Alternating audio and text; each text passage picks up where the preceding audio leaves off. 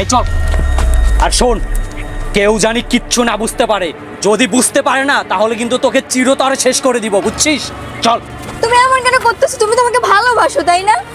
তাহলে এমন কেন করতেছো আমার সাথে? কোনো কথা বলবি না, যা বলতেছি তাই করবি আজকে, বুঝছিস? চল।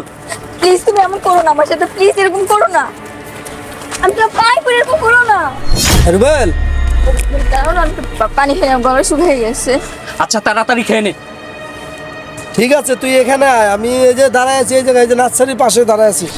এই আপু, আপনি কি অন্ধ নাকি? দেখে চলতে পারেন না? গায়ে পানি মারলেন মানে? এই ভাই থামেন। এই ভাই, এই আপনি একটা মেয়ে মানুষের সাথে এইভাবে কথা বলছেন কেন? ও কি পানি দেখে ফেলছে নাকি?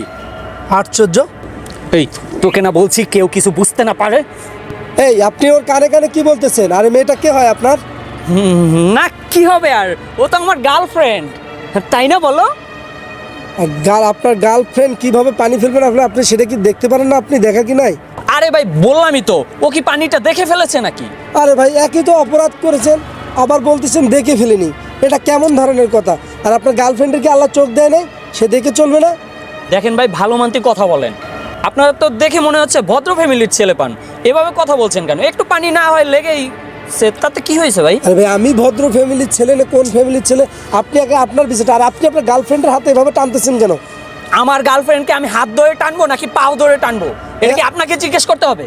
হ্যাঁ আপু, ও কি তোমার বয়ফ্রেন্ড?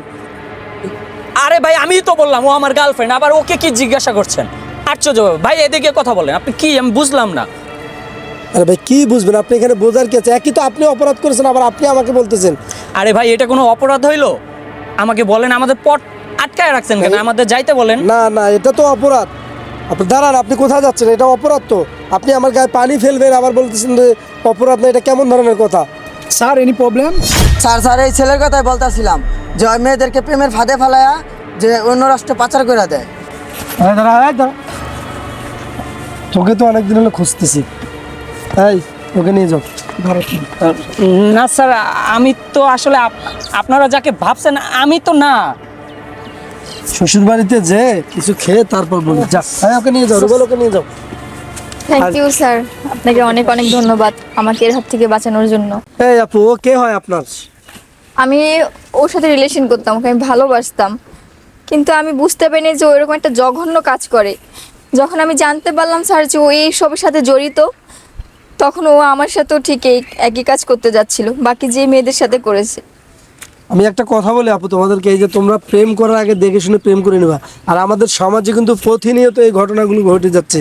কিছু কিছু ছেলেবেলা যে আছে এখন মোবাইলের মাধ্যমে হুটহাট করে প্রেম করে পটিয়ে পাচার হচ্ছে, এটা সেটা হচ্ছে। যাক আল্লাহর রহমতে যে কোনো একজন আমাকে খবর দেয়, ঠিক আছে? তো যাক নেক্সটে এগুলো আসলে আমার বলার কোনো ইচ্ছা নেই। যদি কখনো যাও ভেবে চিনতে যাবা, বুঝে শুনে করবা, ঠিক আছে? তুমি তোমার মতন চলে যাও।